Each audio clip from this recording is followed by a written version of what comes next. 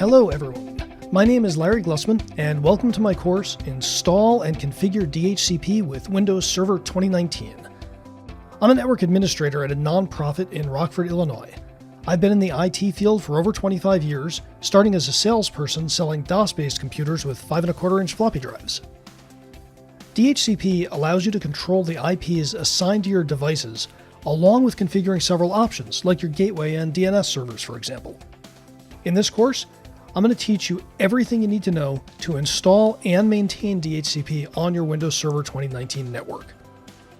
Some of the major topics that I'll cover include installing the DHCP role, setting up different types of scopes, backing up and restoring the DHCP database, and configuring DHCP for high availability.